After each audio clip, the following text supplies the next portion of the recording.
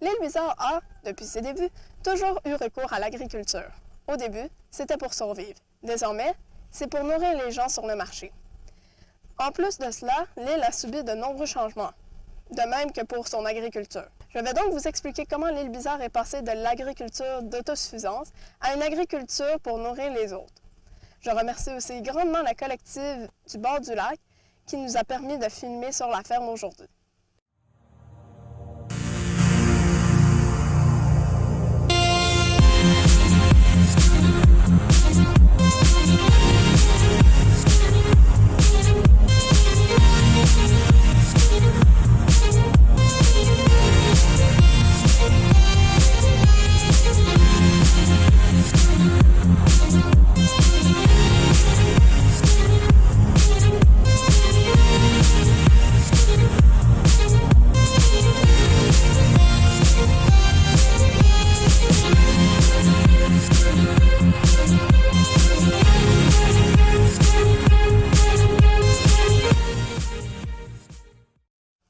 Je vais aussi vous parler des fameuses fées qui ont mené Jacques Bizarre et sa fille Louise à la tortue géante qui est désormais cachée et protégée dans nos bois.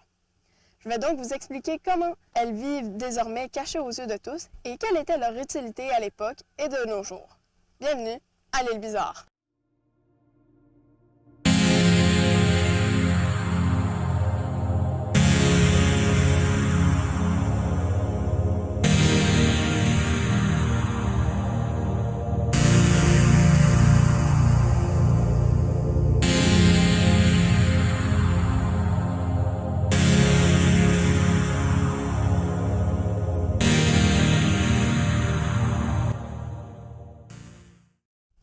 D'après la légende, les fées sont excellentes en agriculture, que ce soit pour faire pousser des plantes telles que des fleurs ou des arbres, ou des produits tels que des fruits ou des légumes.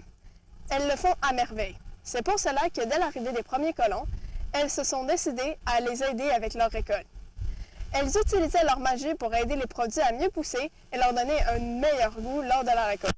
À savoir qu'à l'époque, il n'y avait pas d'autre moyen de traverser la rivière que par bateau, car le pont n'existait pas encore. Il était donc difficile pour les colons de s'approvisionner en nourriture ou autres matériaux nécessaires pour leur survie, tels que des vêtements. C'est donc pour cette raison qu'ils avaient autant de champs agricoles. Ces champs leur permettaient de récolter du blé et autres céréales, ainsi que des fruits et légumes nourrissants. Pour en savoir plus sur cette agriculture d'autosuffisance, j'ai décidé de retourner voir M. Laniel.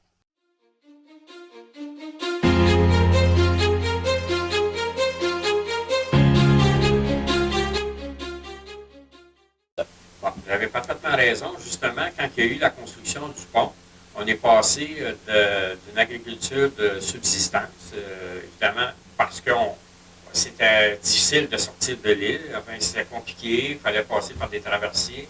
À l'époque, il y en avait quand même 3, mais c'est ça. Alors, ce qui fait que quand il est arrivé le pont, eh bien là, on a changé notre agriculture pour devenir une agriculture maraîchère. Donc, ça veut dire cultiver des légumes. En partie, c'était surtout ça. Et il faut savoir que l'île, elle a un microclimat, ce qui fait que c'est un peu plus chaud que partout ailleurs sur l'île de Montréal. Donc, les cultivateurs de l'île Bizarre, leur production arrivait toujours les premiers au marché, soit le marché Jean-Cartier ou le marché Maisonneuve à Montréal.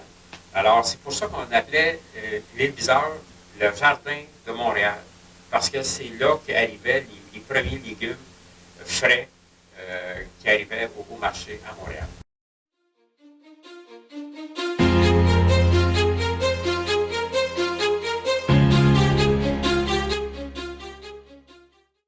Bon, c'est l'agriculture, comme j'ai dit, c'était une agriculture de subsistance pour les familles. Donc, on cultivait essentiellement du blé, évidemment, avec le blé, on moulait de blé, donc on faisait de la farine, on faisait son pain. Aussi, évidemment, on avait des animaux, on avait des vaches, on avait une beurrerie sur l'île Bizarre. Donc, on faisait son beurre, on faisait son fromage, même à l'occasion, à une certaine époque. Et aussi, une chose qui est assez intéressante à savoir, c'est qu'à l'île Bizarre, il y avait beaucoup de pommiers. Alors, ce qui fait que les gens allaient à l'île Bizarre se procurer des bonnes pommes Mécanitas. c'est sûr que l'île Bizarre, là, essentiellement, ben, c'était de l'agriculture au départ. Alors, donc, c'était plutôt ce qu'on appelait à l'époque la grosse culture pour alimenter les animaux. Et puis, comme j'ai dit, ben, alimenter évidemment les personnes.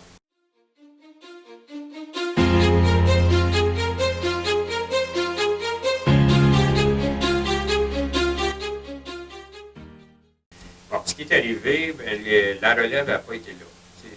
C'est pas compliqué. Dans les années 60, vers la fin des années 60, début 70, les jeunes se sont fait instruire et se sont orientés vers des professions, soit médecins, dentistes, avocats, peu importe, des professions libérales.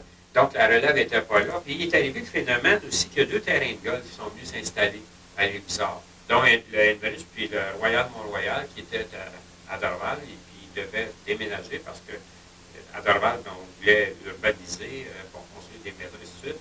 Donc, ils ont acheté des terres à l'île Bizarre. Ça répondait à un besoin, parce que comme je vous l'ai dit, la relève n'était pas là. Donc, les cultivateurs ont vendu leurs terres. Et après ça, dans les années 70, vers le milieu des années 70, il est arrivé le fameux projet de Robert Campeau, qui voulait faire de l'île Bizarre une ville de loisirs, à un tel point que son plan était d'avoir une population quasiment de 100 000 personnes à l'île Bizarre. Et il avait même projeté une construction de 6 écoles, des parcs, des tours à bureaux, des tours d'habitation assez importantes, avec un port aussi pour les bateaux, ça va de soi, les embarcations nautiques, ainsi de suite. Alors, c'était ça l'idée de la ville, faire une ville, comme on dit, de loisirs. C'est ça. Fait que, donc, l'urbanisation est arrivée à l'île Bizarre. Aussi, l'avenue de la 40, qui à l'époque on appelait la Transcanadienne, ben, ça a fait en sorte que dans l'ouest de l'île, ça s'est développé beaucoup, il y a eu de la construction. Alors, l'île Bizarre, évidemment, est rentrée dans le phénomène de l'urbanisation et de la construction.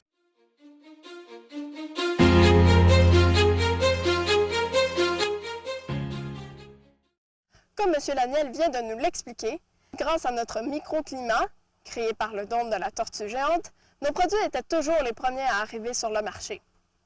L'effet était aux anges. Le fait de savoir que d'autres humains adoraient leurs produits qui les aidaient à faire pousser les rendait si heureuses.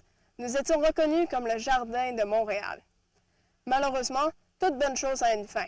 Dû à l'urbanisation, l'arrivée des terrains de golf, les projets Campeau ainsi que l'arrivée de l'autoroute 40, les terrains agricoles ont diminué, les produits aussi, et nous avons perdu notre titre de jardin de Montréal.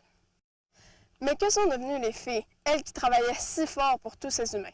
Eh bien, pour la majorité, elles sont retournées se cacher dans le parc nature avec la tortue géante. Elles aident désormais à faire pousser la flore, soit les plantes, et à protéger le parc nature des intrus ou de ce qui pourrait le détruire. Mais il y a d'autres fées qui ont préféré ne pas partir se cacher et qui sont restées parmi nous.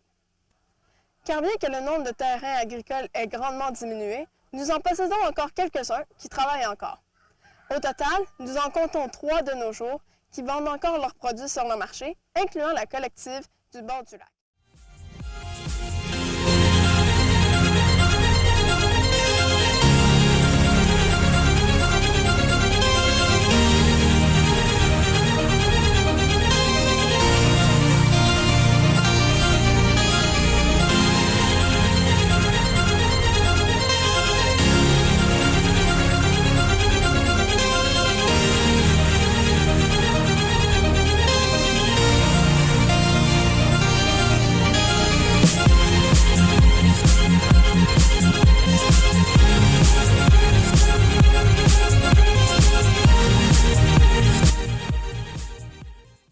Donc, comme je vous l'ai dit précédemment, certaines filles ont décidé de rester parmi nous camouflées pour aider ces agriculteurs toujours présents. Mais elles avaient besoin d'une solution pour rester inaperçues aux yeux des humains en qui désormais elles n'avaient plus confiance. Pour cela, elles ont décidé d'utiliser un ancien tour de magie et de se transformer en un animal plus connu des humains, plus précisément une bestiole, les lucioles. Vous les avez sûrement remarquées au début de chaque été. Il y en a de nombreuses qui se promènent le soir dans les parcs, dans les hautes herbes sur nos terrains ou même dans les rues. Si vous sortez en début d'été, vous pourriez les voir en train d'illuminer le ciel. Pour en savoir plus sur cette transformation étrange, j'ai décidé de retourner voir Monsieur le Conteux qui nous en apprendra plus.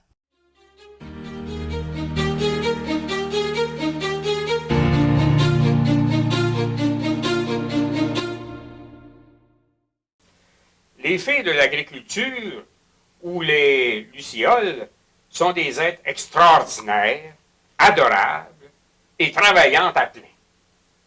Regardez-moi ça autour de vous, la beauté de l'île et le fruit de leur travail. Elles puisent leur énergie chez la tortue géante qui les adore. La tortue géante les encourage dans leur travail de génératrices de la nature. Les marais sont des endroits extraordinaires pour la reproduction. Elles sont discrètes puisqu'elles s'activent la nuit parce qu'elles ne veulent pas être dérangées par les humains. Quelle merveille de voir les couleurs qui les enveloppent. C'est de toute beauté. Elles sont géniales par leur habileté. Elles ont le sens de la créativité et du jeu des couleurs. En fait, ce sont des artistes. Une de leurs principales fonctions est de détruire les parasites qui reposent sur les plantes et elles éloignent les prédateurs par leur lumière multicolore. Comment faire pour les attirer? Eh bien, il ne faut pas utiliser des pesticides. Une chose simple à faire est de laisser pousser votre gazon à une certaine hauteur. Pendant le jour, elles pourront s'y déposer et se reposer. Et oui, elles peuvent retourner voir la tortue géante dans le marais. L'humidité est un des compagnons géniaux pour la protection des fées de l'agriculture. Elles aiment se cacher dans le bois mort. Dans les jardins, elles mangent les escargots, les limaces et les vers. Les fées agricoles, ou les lucioles, sont des êtres que nous devons protéger pour le bien-être de la nature du grand parc de l'île. D'autres petits conseils. Éteindre les lumières artificielles et planter des plantes couvre-sol. Il ne faut pas les emprisonner dans des bocaux. Elles manqueront de nourriture et d'oxygène.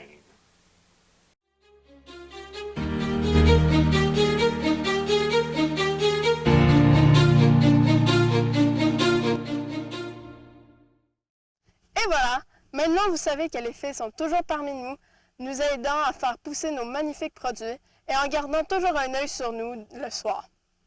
Prochain épisode que nous verrons, je vous parlerai de l'utilité que ces produits ont pour certaines personnes, soit les sorcières.